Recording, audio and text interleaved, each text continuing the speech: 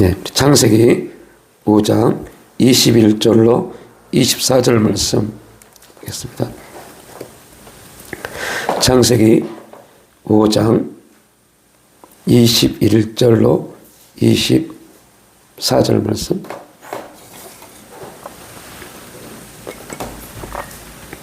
우리 21절부터 함께 합독하겠습니다.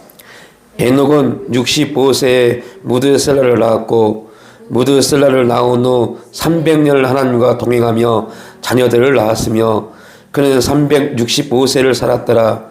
에녹이 하나님과 동행하더니 하나님이 그를 데려가심으로 세상에 있지 아니하였더라. 아멘. 윤리 도덕이 무너지고 하나님의 공의와 정의가 사라져 각자 옳은 소견대로 살아가면서 창세기에 세워진 바벨탑보다 더 무서운 영적 바벨탑을 쌓고 있는 지금의 시대.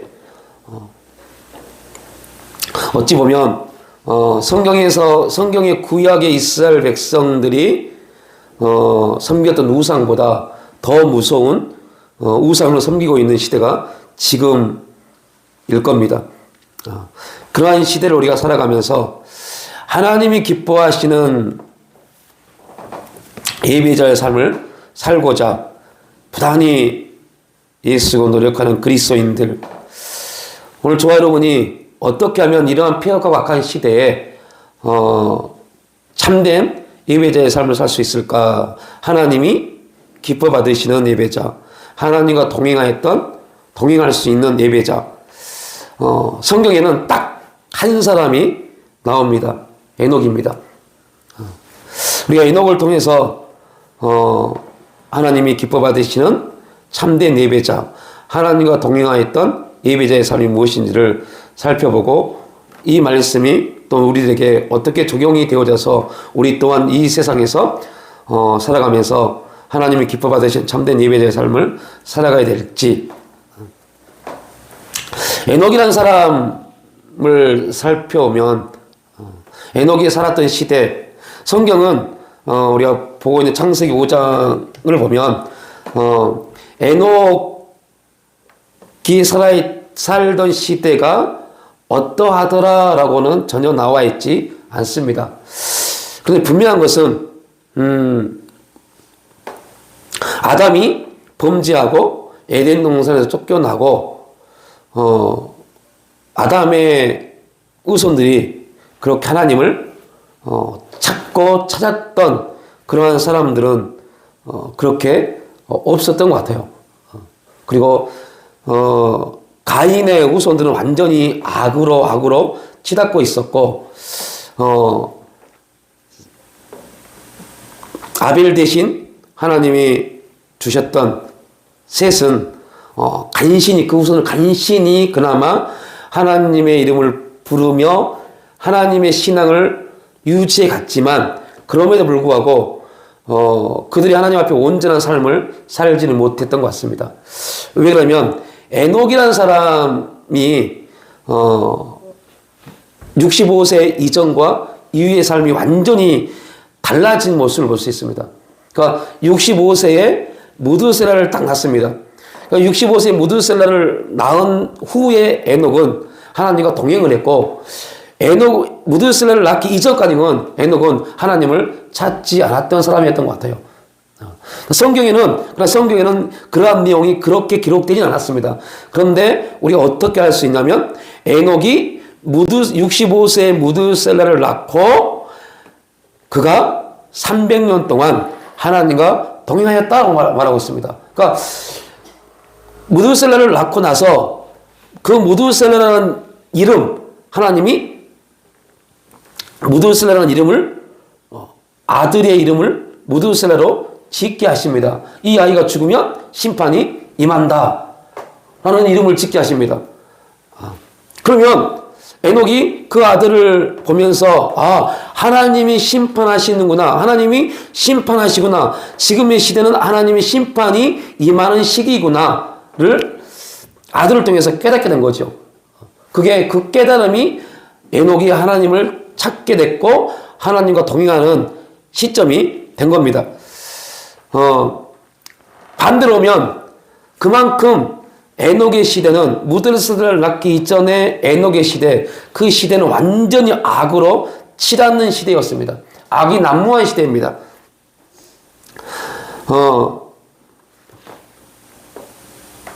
그 에녹이 무드셀라를 낳고 이 아이가 죽으면 심판이 임한다. 그리고 그 심판에 그 무드셀라가 죽고 그해 노아의 홍수 물의 심판이 임했습니다. 그런데 그 기간이 어마어마하게 길죠.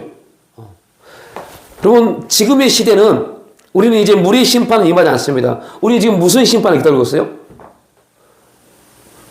표현이 좀 그렇죠. 우리는 어떤 심판을 기다리고 있습니까? 불의 심판이요. 마지막 심판은 불의 심판입니다.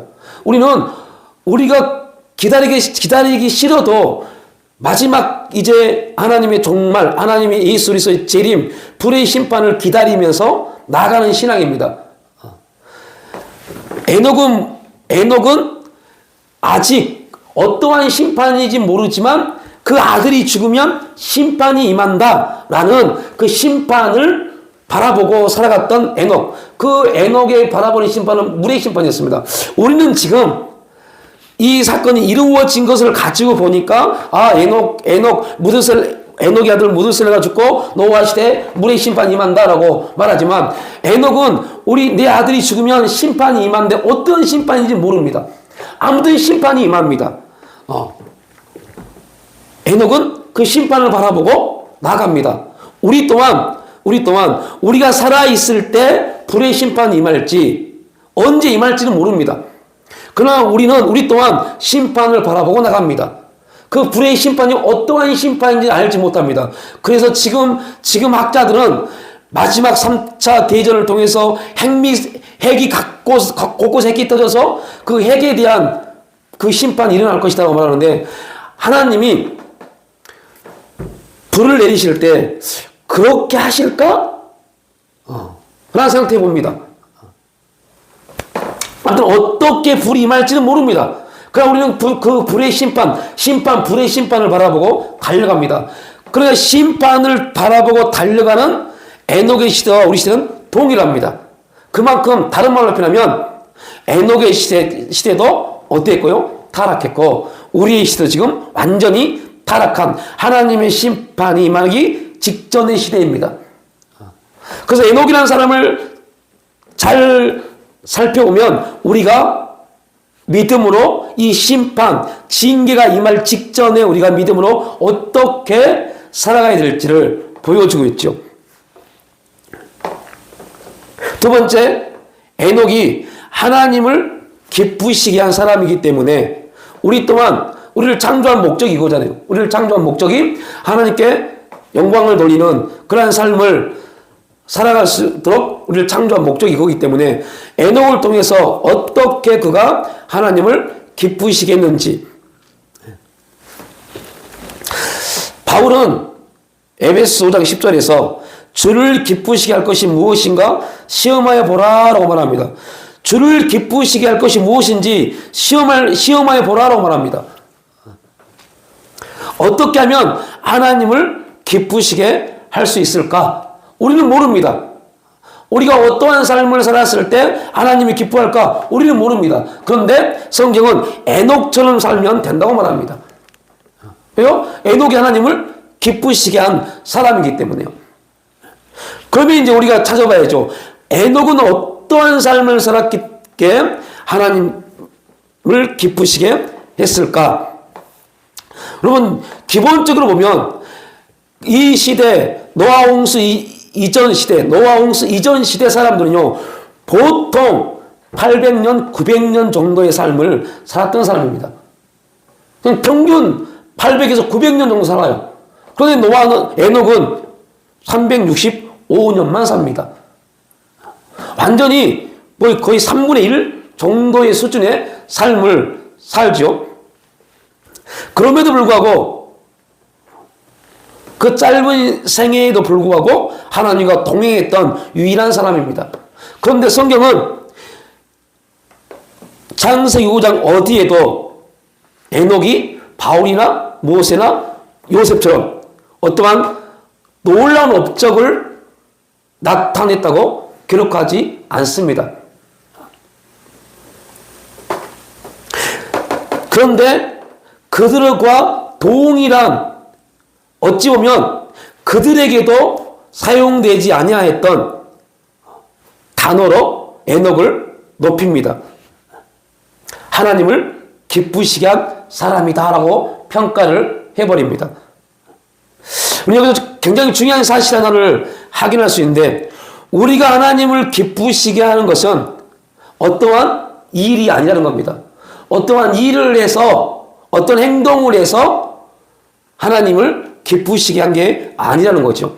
만일 어떠한 일이 하나님을 기쁘시게 한다면 에녹은 거기에 해당되는 사람이 아닙니다. 그죠?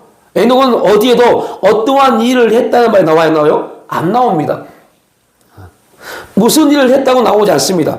그런데 에녹은 어떠한 일을 하지 않았음에도 불구하고 그는 하나님을 기쁘시게 했고, 창세기에서는, 히브리서는 하나님을 기쁘시게 했다라고 말하고, 창세기에는 뭐라고요? 하나님과 동행하였다고 말합니다. 우리 그리스도인의 최고의 목표가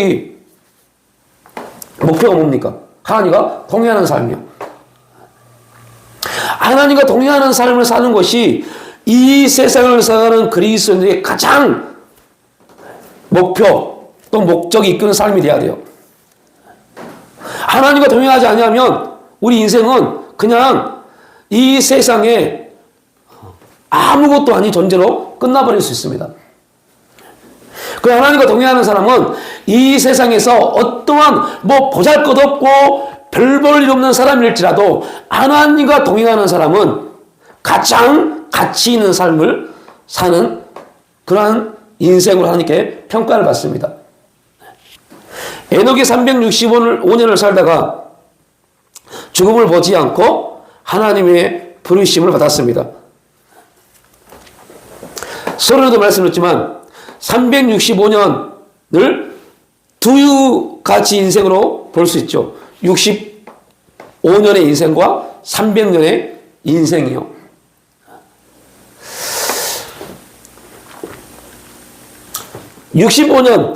태어나서 65세가 되기까지는 그는 하나님을 찾지도 않았고 하나님과 동행하지도 않았습니다.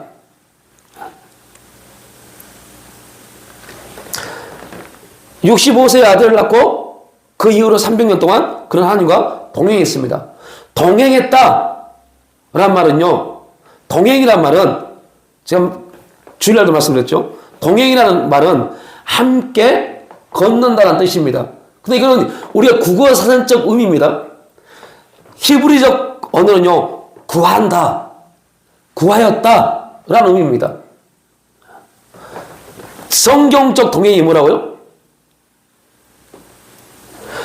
문자적 동행은, 우리 한글 사전 문자적 동행은 함께 걷는 길을 말합니다. 성경적 사전은요, 구하는 것이요, 구하는 것.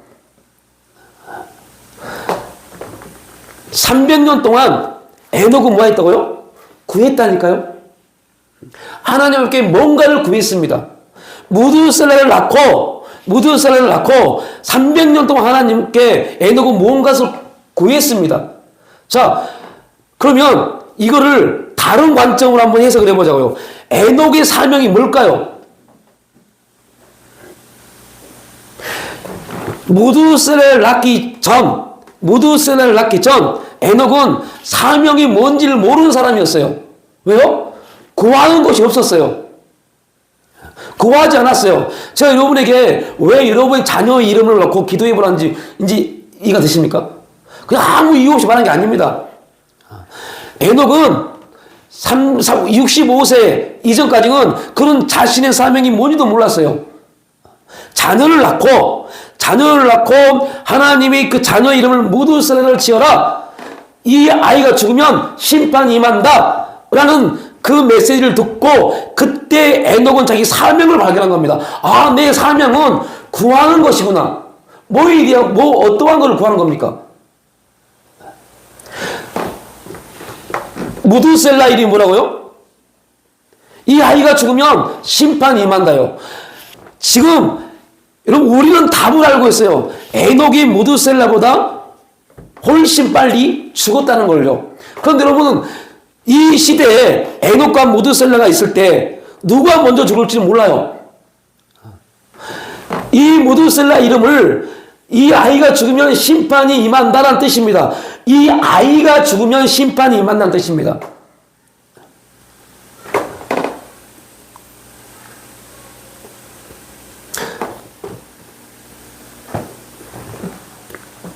이를 잘 하셔야 돼요. 그러니까 에녹이 아이를 출산했는데 이 아이가 몇 살 되면 심판이 임한다가 아니라 이 아이가 죽으면입니다. 그러니까 에녹의 입장에서는 그 아들 무드셀라가 몇 년을 살지 몰라요. 그 무드셀라는 이름이 아이입니다, 아이. 아이가 죽으면이에요. 이 말이 무슨 말인지 아시겠죠?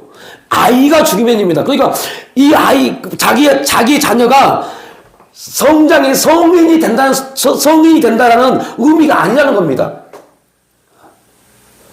우리는 지금 무드셀라가 가장 오래 산 사람이라는 것을 알고 이걸 듣기 때문에 도대체 무슨 소리야? 라고 볼 수 있지만 에녹이 자기 아이를 태어났는데 하나님이 그 아이의 이름을 이 아이가 죽으면이라고 합니다. 그러면 에녹의 입장에서는 자기의 자녀가 뭐가 되지 못하고요? 성인이 되지 못하고 아이로서 죽은다는 그런 의미로 그 이름을 받아들인 겁니다. 이해가 되시죠? 그러니까 969년을 사는 게 아니라 에녹의 입장에서는 무드셀라가 969년을 사는 게 아니라 아이였을 때 죽을 수밖에 없는 운명이라고 에녹은 받아들인 겁니다. 그러니까 지금 그 무드셀라가 그 당시 몇 살까지 아이인지는 모르겠어요. 그럼에도 불구하고 보통 에녹이 65세의 자녀를 낳기 때문에 지금과 비슷하다고 봅니다. 그렇다면 이 아이가 청소년 기를 지나서 성년기가 되기 전까지, 그러면 요즘으로는 20년입니다. 20년이 지나면 이 아이는 뭐가 돼요? 죽는 겁니다. 죽습니다. 그럼 이 아이가 죽으면 뭐가 임해요? 심판이 임합니다. 그럼 에녹은 동행했습니다. 그 사명을 발견한 겁니다. 내 사명은 구하는 거구나. 뭘 구하는 거예요? 하나님의 심판이 임하지 않도록 은혜를 구하는 것이 에녹의 사명임을 깨닫는 겁니다. 그래서 그는 하나님 앞에 계속 뭐 했다고요? 구했어요. 300년 동안요. 그는 놀란 걸 보세요. 여기 또 하나의 관점입니다. 자, 첫 번째 관점이 뭐였다고요? 어렵나요? 첫 번째 관점은 이 아이가 죽으면 심판이 임하는데 이 아이가 우리는 이 부분이 어렵게 느껴진 것은 목사님 무슨 말씀이세요? 무드셀라는 969년 살았는데 이렇게 봐보니 큰일 납니다. 이렇게 보면 절대 안 돼요. 왜요? 무드셀라란 이름이 뭔지를 지금 설명하고 있잖아요. 무드셀라란 이름은 이 아이가입니다. 이 아이로 끝나는 겁니다. 아기로 끝나는 겁니다. 성인이 돼서 몇 년이 살면 죽을 것이다가 아니라, 여러분 아하스 왕의 비유를 한번 해보자고요. 아하스 왕이 두려움에 떨고 있을 때, 그때는 이사야가 한 징조를 말하면서 뭐를 말합니까? 기간이요, 나이요. 저녀가 아들을 낳고 12년이 되는 그때까지 기간을 말하잖아요. 그런데 오늘 무드셀라는 이러면 기간이 없습니다. 그냥 그는 아이 시기가 성년이 되기 이전에 이 아이는 죽습니다. 죽어야 돼요. 이름 자체를 보면 성인이 되기 이전, 20세 이전에 그는 죽어야 됩니다. 그럼 에녹의 입장에서는 지금 65세의 아들 낳는데 에녹은 고작 살아봐야 몇 년 살아요? 20년밖에 못 살아요. 그리고 20년을 살고 심판이 임합니다. 그 심판을 맞이해야 돼요. 그러니까 에녹은 그때부터 하나님 앞에 구하기 시작했어요. 뭐를 어떻게 구한지는 모르겠어요. 아무튼 동행했다, 구한 겁니다. 에녹이 그때 자기의 사명을 발견한 겁니다. 제가 이것 때문에 여러분의 자녀들 이름, 하나님 왜 이 자녀의 이름을 이렇게 주셨는지를 기도해 보라는 이유가 바로 이겁니다. 아무 이유 없이 그렇게 진 게 아닙니다. 어떤 사람이 지어줬는데요. 그건 현상이고 하나님이 왜 그렇게 해서 이름을 짓게 했는지를 그래서 기도해 보셔야 돼요. 이게 아무 이유가 있는 게 아닙니다. 엄청난 의미가 있어서 말씀을 드린 겁니다. 여러분의 기도의 방향이 바뀔 수 있습니다.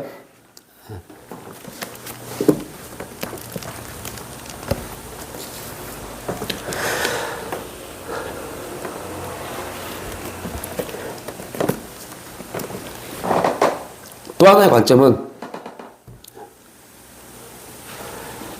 무두셀라를 낳고 에녹이 300년이라는 시간을 살았습니다. 자, 여기는 또 하나 굉장히 중요한 사실이 하나 있어요. 다시 말하면 이 아이가 죽으면 원래대로 한다면 어떻게 됐어야 돼요? 네 아들이라고 됐어야 돼요. 네 아들이 죽으면 이라고 돼야 돼요. 그 말이 무슨 말일까요? 여러분 어디도 안 나왔어요. 성경에 안 나왔어요. 무두셀라라는 이름을 말하는 겁니다. 무두셀라. 무두셀라라는 이름이 이 아이입니다. 그러면 아이가 안 되려면 무두셀라라고 이름을 지면 안 됐어야 돼요. 그냥 네 아들이 지금 태어난 그 아들이 죽으면 심판이 임한다라고 되어 있으면 이 아들은 몇 년을 살지 아이가 아니기 때문에요. 몇 년을 살지 모릅니다. 그런데 놀라운 것은 아이예요. 네 아이가 죽으면 심판이 임할 텐데 그 우리가 보통 애기라고 정의하는 것은 20세 이전입니다. 그런데 지금 에녹은 몇 년을 살았어요? 300년을 살았어요. 그럼 무두셀라도 지금 몇 년을 살았다고요? 300년을 산 겁니다. 그러면 잘 보십시오. 하나님은 지금 20년 후에 뭘 내리기로 작정하셨어요? 심판이요. 심판을 내리기로 작정하셨는데 누가 사명을 찾고 그 일을 행함으로요? 에녹이 사명을 찾고 그 일을 행함으로 몇 년의 시간이 더 길어졌습니까? 20년 후에 멸망 심판을 받을 세상이 300년 동안 에녹이 살아있을 때까지요. 300년을 더 280년을 더 하나님이 심판을 내리지 않았습니다.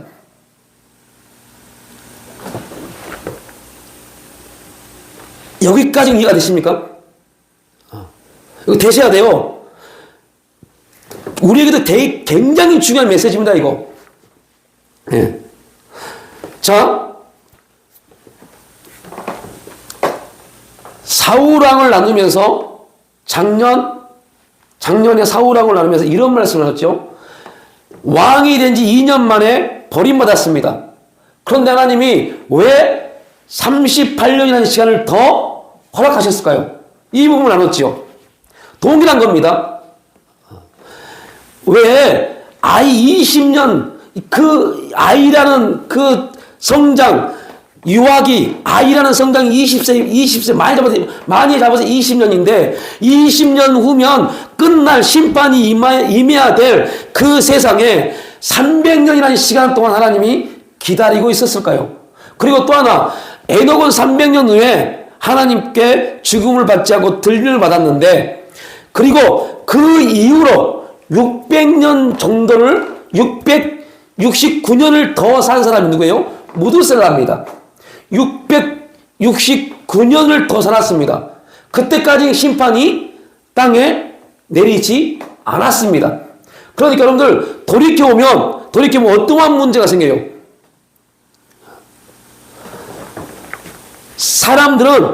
사람들은 에녹이 죽음을 보지 않고 하나님의 부르심을 받고 600년이 넘는 시간 동안 하나님의 심판이 내리지 않을 때 사람들은 어떠했을까요?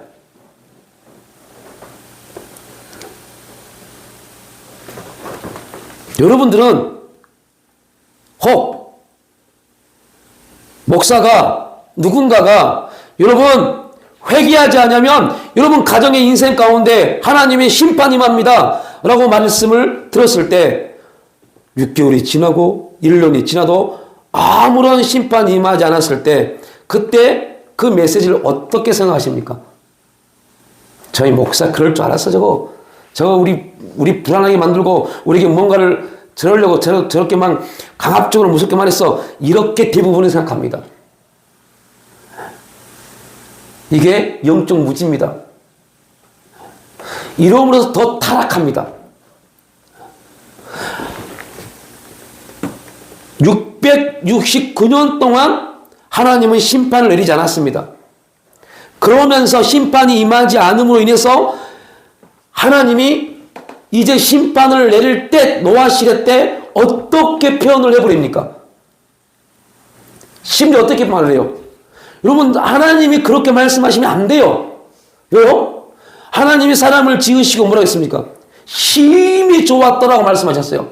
그런데 노아 시대에 이제 홍수 심판을 내리고 작정을 내릴 텐데 홍수를 심판을 내릴 텐데 노아에게 방주를 지어라고 하면서 뭐라고 그래요? 내가 사람을 지은 것을 한탄한다고 합니다. 이 말은 무슨 말이에요? 계속 지켜보신 겁니다. 돌이키기를 지켜보셨는데 사람들은요 하나님이 아무것도 안 하신다고 착각을 하면서 악을 더 쌓아갑니다. 이게 얼마나 큰 무서운 죄인지 알지를 못합니다. 이래도 아무렇지 않네 뭐 별거 아니네 뭐 라고 생각하면서 죄를 짓고 죄를 쌓아가면서도 불구하고 이것이 하나님 앞에 별로 크게 가책을 느끼지 않습니다. 이게 지금 에녹이 들림받고 600년이 넘는 시간 동안 세상에 이루고 있는 사건입니다. 그러면 또 다른 관점에서 보면 에녹을 통해서 하나님이 구함을 받았어요. 그래서 뭘 내렸어요? 은혜를 내려주셨어요. 하나님은 뭐 하기로 작정하셨는데요? 무드셀라를 통해서 내가 이 아이가 성인이 되기 전에 죽고 심판이 임할 텐데 너의 구함, 너의 중보를 통해서 내가 은혜를 베풀었다. 그런데 에녹이 하나님께 들림받고 나서부터 다시 세상은 뭐가 난무해요? 죄가 난무해진 겁니다. 하나님은 죄에 대해서 하나의 죄에 대해서 심판을 내는 게 아니라 그 죄가 뭐 해야 돼요? 관영해야 돼요. 죄가 관영해야 돼요. 죄가 관영하단 말은 무슨 말일까요?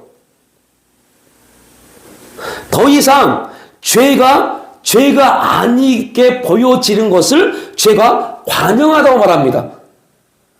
성경에서 죄가 관영하다는 말은 죄가 죄로 보이지 아니한 것이요. 그러니까 여러분들 에녹을 통해서 이제 완전히 뭐가 됐어요?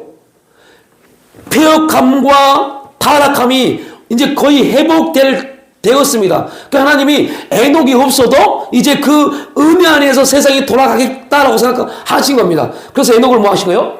너는 이제 네 사명은 끝났어. 부르신 겁니다. 그런데 놀라운 것은 에녹의 부름을 받고 에녹은 하나님의 품으로 올라가고 그때부터 다시 뭐가 생겨요? 악이 세상에 퍼지기 시작한 겁니다. 그리고 그 악이 완전히 악이 관영해서 악이 더 이상 악으로 보이지 않고 악이 선으로 보이는 그때까지 669년입니다. 669년이 걸렸어요. 왜요? 에녹이 죽고 669년 후에 노아 홍수가 임합니다. 제가 관영하도록 더 이상 하나님이 그래야만 뭐예요? 하나님이 그래야만이 하나님의 공의와 정의에 대해서 세상이 뭐하지 못해요? 판단하지 못하니까요. 의인이 한 명이라도 있어버리면 하나님의 심판은 잘못된 겁니다. 그런데 악이 더 이상 악으로 안 보이고 악이 선으로 보이는 때까지 하나님은 기다리십니다. 그리고 악이 선이 되어지는 그때 하나님의 심판이 임합니다. 그러니까 여러분들 기가 막힌 것은 원래 하나님이 에녹을 통해서 무두셀라를 이 땅에 보내실 때 그때 이 아이가 죽으면 심판이 임하는데 에녹이 하나님과 동행함으로 에녹이 하나님께 구함으로 그 구함을 통해서 하나님은 심판을 내릴 그 땅이 하나님의 은혜의 땅으로 바뀌어버린 겁니다. 그리고 하나님이 이제 은혜가 충만해진 그 땅에서 더 이상 에녹의 구함이 필요가 없으니 에녹은 죽음을 보지 아니하고 하나님께 들린 바 되어지고 이제 세상은 그 은혜 안에서 잘 돌아가면 돼요. 여러분 지금 제 설교를 들으면서 혹시 뭐가 생각나십니까? 생각이 나야 참 좋은데 생각이 안 나면 참 안타깝습니다. 생각이 나야 참 좋은데 앞으로는 생각을 하십시오. 사사기요. 모든 우리 역사의 인생은 다 사사기와 똑같습니다. 은혜가 임하면 하나님의 역사가 임하면 그래서 여러분 착각하지 마십시오. 뭐 경험한다고요? 체험한다고요? 그거 아무것도 아니라니까요. 체험되어진 거 하루 지나고 1년 지나면요 싹 사라져버립니다. 사사기의 사사를 통해서 엄청난 역사를 나타냈죠. 그 사사가 죽으면요 또 악을 행합니다. 이게 인간입니다. 이스라엘 백성이 아니라 우리입니다. 우리 인간입니다. 그렇게 구함을 통해서 하나님의 심판이 끝났음에도 불구하고 그러면 그들은 항상 뭐 해야 돼요? 하나님을 구해야 돼요. 그런데 그러지 않았어요. 또 악이 선을 이기기 시작했습니다. 여러분 제가 이걸 이사야서에서 발견한 건데요. 악이 선을 어떻게 이길까요? 자, 제가 이런 말씀을 드렸죠. 빛이 어둠에 임하면 어둠이 떠나는 게 상식입니다.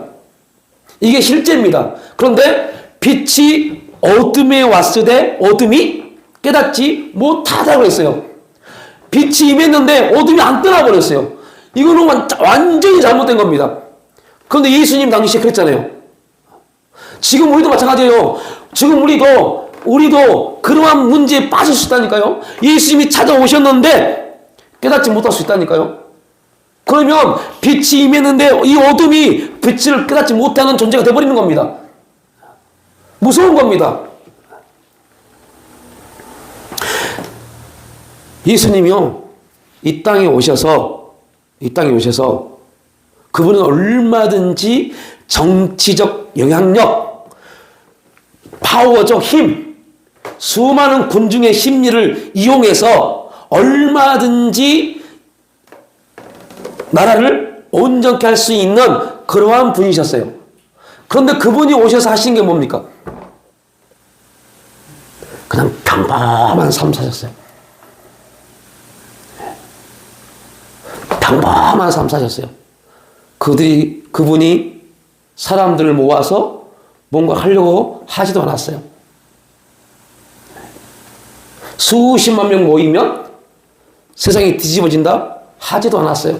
그냥 그분에게 주어진 평범한 삶을 살았어요.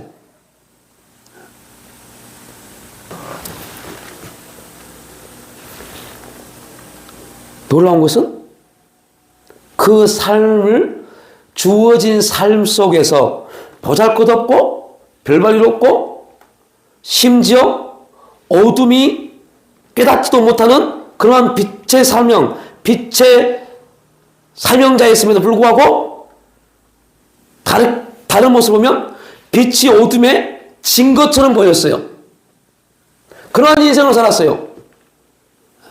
우리가 예수를 믿기 때문에 예수의 승리의 사건을 알기 때문에 결국 십자가에 승리합니다 말하지만 십자가에서 십자가에 죽으시고 땅에 묻혔다까지만 봐보십시오. 얼마나 비참한 인생입니까? 하나님이신 그분 육신을 입고 이 땅에 오셔서 얼마나 비참하게 죽으셨습니까? 그냥 평범하지 못한 삶 인생을 사신 겁니다. 심지어 베드로가 말고의 길을 칼로 잘랐을 때 예수님이 뭐라고 말씀하십니까? 분명히 이렇게 말합니다. 내가 하늘에 12군단을 보내서 12군단보다 더 큰 군사를 보내서 천군 천사를 보내서 다 쓸어버릴 수 있다. 그런데 나는 하지 않는다. 왜요? 그 일은 하나님이 기뻐하지 않으신 일이기 때문에요. 하나님이 기뻐하시는 일은 그냥 그리스도인들이 각자 주어지는 삶 속에서 평범하게 복음에 입각해서 살아가면 우리가 어떠한 가장 파워적인 힘을 갖고 정치력을 갖고 권력을 갖고 명예를 갖는 게 아니라 그렇게 살아가면 세상은요 바뀌는데 누가 바뀌시다고요? 하나님이요. 이게 그리스도인들이 세상의 빛과 소금 된 역할을 하는 겁니다. 여러분, 지금 지금 현재 그리스도인들이 원하는 거 어떤 거요? 파워적 힘, 권력적 힘, 사람들을 끌어모아서 뭔가를 하고자 하는 힘. 이거는요 세례 요한 시대의 삶이었어요. 세례 요한이 감옥에 갇혀서 예수의 행적을 쫙 들으면서 그가 시험을 든 이유가 뭡니까? 세례 요한이 시험에 든 거는 예수의 행적이 자기 행적보다 더 못하게 보인 겁니다. 자기는 그런 수많은 군중이 따라다니고 사람들을 모아놓고 그들을 향해서 막 외치고 선포했는데 예수는 그게 아니에요. 별 볼 일 없는 사람들, 힘없는 사람들, 그들을 이끌고 다닙니다. 그런데 무리들이 모이면 다 떨쳐버리고 12명만 데리고 다닙니다. 보잘것도 없어요. 그 모습을 보고 분명 세례 요한은 저분이 메시아인데 왜 저렇게 힘이 없지라고 생각한 겁니다. 여러분, 이게 지금 우리 그리스도가 똑같은 모습입니다. 사람이 수만 명, 수천 명 모이면 바뀔 것 같죠? 천만의 말씀입니다. 어떤 정치적 능력을 갖고 있으면 바뀔 것 같죠? 안 바뀝니다. 왜요? 세상은 그렇게 바뀌는 게 아닙니다. 세상은 그리스도인들이 사명의 자리에 있으면, 거기 합당한 삶을 살면 하나님이 바꾸어 가십니다. 이게 복음이 말하는 메시지입니다. 에녹을 통해서 하나님이 우리에게 그것을 보여주는 겁니다. 이스라엘 백성의 삶을 통해서 그 작은 나라, 보잘것없는 나라, 그 보잘것없는 나라를 통해서 그 팔레스타인을 전체를 다스리게 하는 하나님의 역사를 나타내십니다. 그들의 힘이 있었습니까? 심지어 다윗이 우리가 어떻게 이런 엄청난 나라를 세웠는지 만들었는지 인구 조사를 좀 해봐라. 그때 그 일로 인해서 하나님이 징계가 임하잖아요.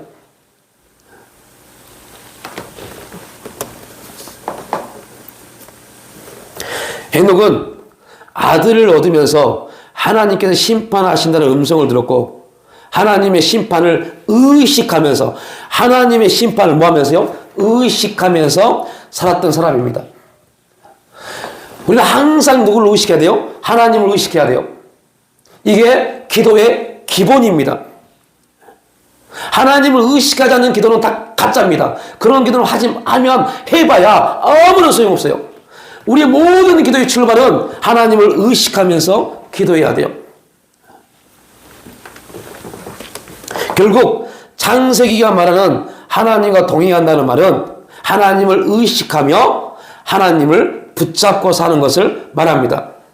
말씀이 들려지는 그러한 말씀 속에서 우리 하나님을 의식하고 살면 그것이 하나님과 동행하는 삶의 원리입니다.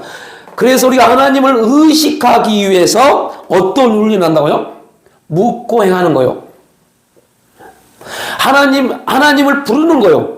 하나님을 계속 부르면서 우리가 하나님을 잊어버릴 수 있기 때문에, 의식할 수 없기 때문에 하나님을 우리 입술로 부르면서 하나님을 의식하는 훈련하는 겁니다.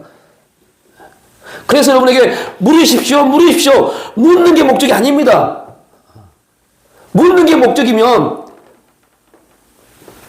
우리는 하나님과 동행하는 것을 잃어버릴 수 있어요.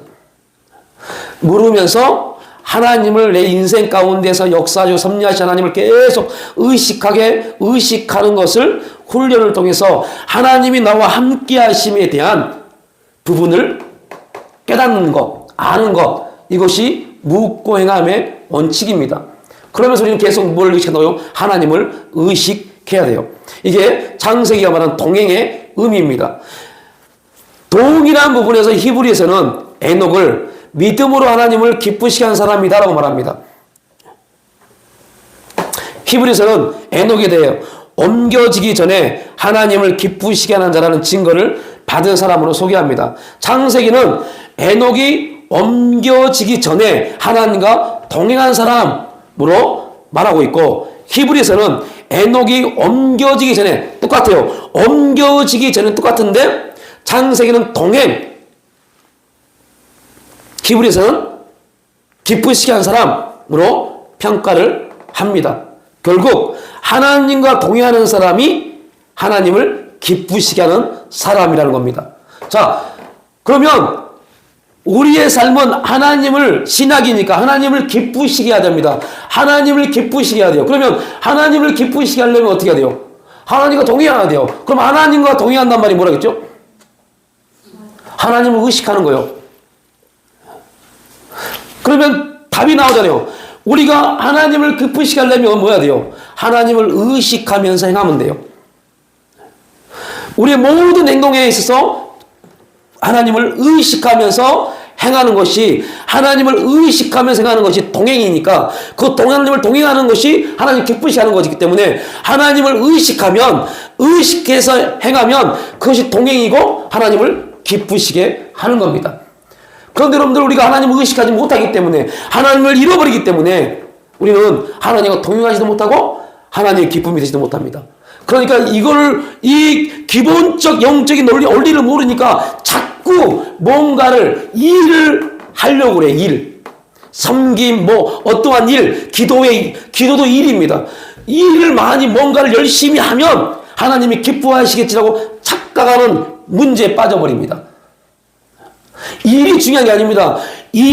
어떠한 일이 하나님을 기쁘시겠다면 에녹은 절대 하나님을 기쁘시게 하는 사람이 못 됩니다. 일이 아닙니다. 하나님을 의식해서 행하는 것이어야 돼요. 그러니까 먼저 하나님을 의식해야 돼요. 먼저 하나님을 경외해야 돼요. 그 부분이 출발이 먼저 해야 됩니다. 그래야만이 그 이후에 있는 어떠한 것들은 의식 속에서, 하나님을 의식하는 의식 속에서 이루어진 거기 때문에, 그것은 하나님의 섭리 안에서, 하나님의 뜻 안에서 이루어질 것들입니다. 그것을 우리는 뭐라고 그래요? 순종이라고 그래요. 그래서 순종이 되게 쉬워요. 왜 쉬워요? 의식을 통해서 행하는 것은 순종입니다. 의식을 통하지 않고 행하는 모든 좋은 것은 불순종입니다.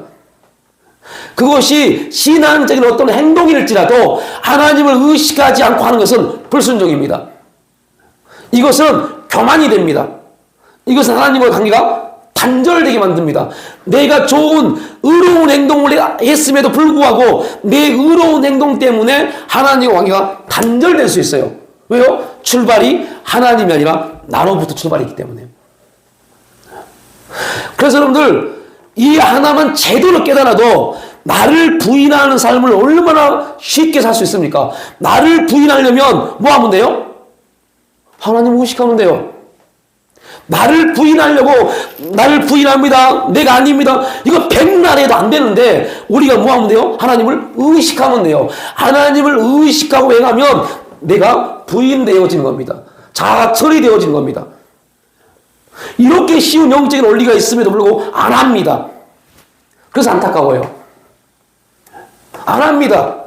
제가 사모님하고 이런저런 얘기를 하면서 이런 말 했어요. 안 되는 게 아니라니까? 안 하니까 몸에서 그거를 기억하지 못하는 거야. 여러분, 훈련은 몸이 기억하도록 하는 게 훈련입니다. 몸이 기억해야 돼요. 몸이 기억하려면 어떻게 해야 돼요? 해야지요. 해서 몸이 기억하면요, 됩니다. 돼요. 그래서 모든 훈련은 반복적으로 계속적으로 하는 겁니다. 반복적으로. 여러분 혹시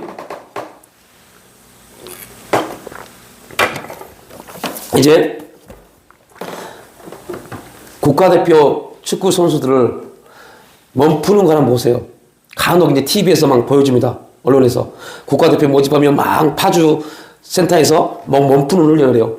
그 국가대표 몸 푸는 것과요, 초등학생들이 푸는 몸 푸는 것하고 거의 똑같아요. 초등학교 때부터 똑같은 몸 푸는 걸, 기초 몸 푸는 걸요, 성인이 국가대표 선수가 됐음에도 불구하고 똑같이 합니다. 반복적으로 계속 훈련하는 겁니다. 왜요? 계속 수십 년 반복적으로 그 훈련을 해야만이 몸에 익숙해집니다. 한두 번 해고, 한두 달 해보고, 아이고, 나가 안 맞네. 여러분, 이거는 교만한 겁니다. 우리가 어떤 존재인데요?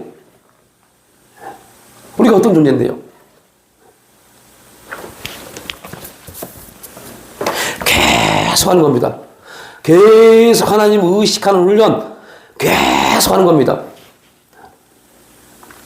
그래서 우리가 하나님을 의식함으로 해서 내가 아닌 하나님이 우리의 삶의 주관자임을 고백되어지고, 하나님 우리의 삶을 인도해 가신다는 그 놀라운 사실, 하나님 우리 인생을 계획하시고 섭리하시고 그 뜻 가운데서 우리 인도해 가신다는 것이 믿어지면, 보여지기 시작하면 우리 인생이 바뀌어요. 인생의 틀이 바뀌기 시작합니다. 그걸 우리는 성장했다라고 합니다. 한 텀 성장했다라고 말합니다.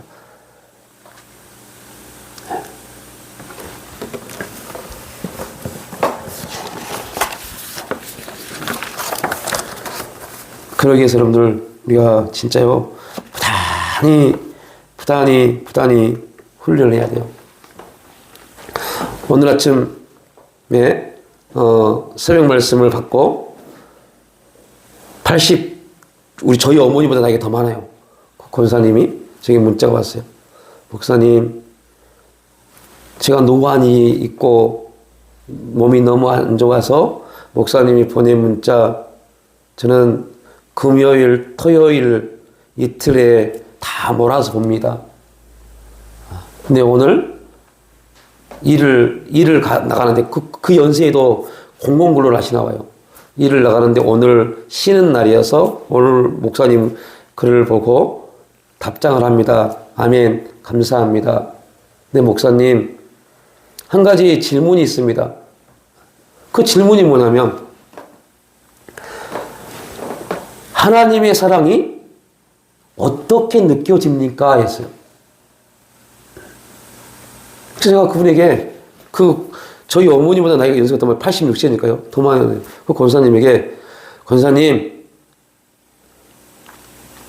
정말 죄송합니다. 선사님, 하루에 권사님에게는 100번은 못하겠고 하루에 50번씩 하나님 사랑합니다 고백하십시오. 그리고 50번이 채워지면 저에게 동그라미 문자 하나를 보내십시오. 라고 말씀드렸어요.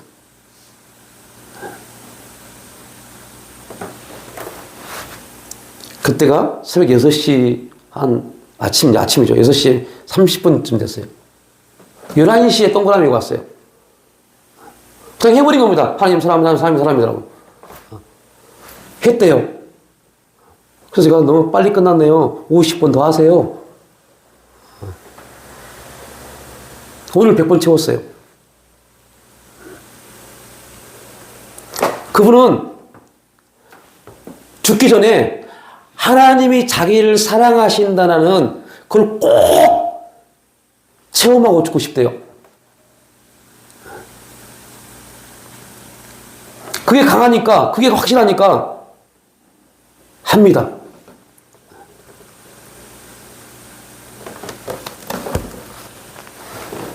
아프리카 선교를 가신 선교사님 100번 묻는 거, 100번 묻고 100번 감사하는 거, 100번 어떻게 채웁니까? 하다가 제가 다이소에 가면 이거 뚝뚝뚝 누르는 거 있습니다. 그거 사세요. 그래서 좀 찍고 있구나. 오늘도 문자가 왔어요. 목사님 100번 채웠습니다. 100번 묻고 100번 감사하는 거 오늘도 채웠습니다. 해야 돼요. 계속적으로 해야 돼요. 하면서 뭐가 되면요. 제가 그분이 들었어요. 몇 년, 몇 개월, 몇 년이 중요한 게 아니라 하면서 당장 내일이라도 하나님이 삶에서 의식되기 시작하면 그만하십시오. 왜요? 의식되기 시작하면 하지 말아야 돼요. 훈련이 좋아지기 시작하면 하나님을 의식한 걸 잃어버릴 수 있어요. 그래서 하시다가 하나님이 의식되기 시작되면 그만하십시오. 그건 금방 됩니다. 지금의 시대는요, 이제 곧 불의 심판이 임할 때가 됐기 때문에요, 성령께서 조금만 성령을 의지하면 금방 열어버립니다. 왜요?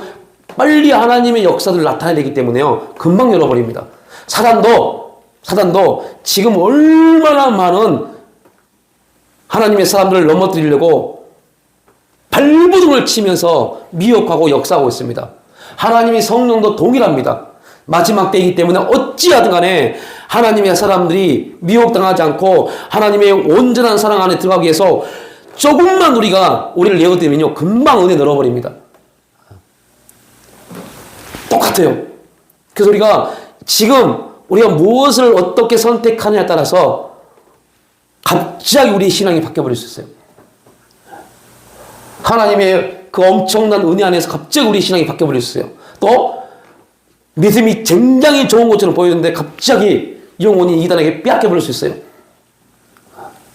그만큼 지금 영적으로 엄청나게 혼탁하고 혼란스럽고 그러한 시대에 살고 있습니다. 정말 하나님을 의식하면서 바짝 깨워서 주 앞에 기도하며 나갈 때입니다. 그렇지 않으면요, 저도 마찬가지입니다. 순간 이단에게 나의 생각과 나의 영혼을 사냥당할 수 있어요. 깨워서 계속 하나님을 의식하고 하나님이 지금 나에게 뭐라고 말씀하시는지, 어떻게 우리에게 어떤 은혜의 역사 가운데 하나님 우리 인도해 가시는지, 오늘 나의 삶 속에서, 직장 안에서, 가정 안에서, 부부가 관계 안에서, 부모와 자녀 관계 안에서, 교회와 나의 관계 안에서 계속적으로 하나님이 오늘 이 안에서, 이 시간 안에서 어떻게 나를 인도해 가시는지를 놓고 계속 하나님 앞에 우리의 모습을 비춰봐야 돼요. 그래서 결국은 하나님이 우리 인생의 주인 되심이 고백되어지고 그 하나님의 거룩한 뜻이 보여질 때, 여러분, 별거 아닌 것 같은데요, 우리가 그렇게 살면 하나님의 역사가 이 세상에 내려옵니다. 그래서 세상이 바뀌는 겁니다. 이게 선한 영향력입니다. 이러한 영향력을 통해서 세상이 바뀌어야죠. 아버지 하나님, 단지 하나님과 동행하는 것만 기뻐하고 그것만 바라는 인생이 아니라 정말로 하나님을 의식함으로 내가 아닌 하나님이 살아가는 삶, 하나님이 인도하는 삶의 시간 속에서 하나님이 기뻐하시는 그런 신앙의 삶을 살아가는, 그래 정말로 하나님이 하나님됨이 선포되어지고 하나님의 거룩한 섭리와 뜻이 우리 인생을 통해서 이 세상 가운데 간증되어지는 거룩한 삶을 살기를 원하고 바라고 기도합니다. 성령님 지도하시고 인도하여 주셔서 에녹처럼 패역하고 타락한 시대에 하나님과 동행하며 하나님의 기쁨이 되어지는 복된 삶이 이루어질 수 있도록 우리의 삶을 주관하여 주시옵소서. 감사드리오며 예수님의 이름으로 기도 올려옵나이다.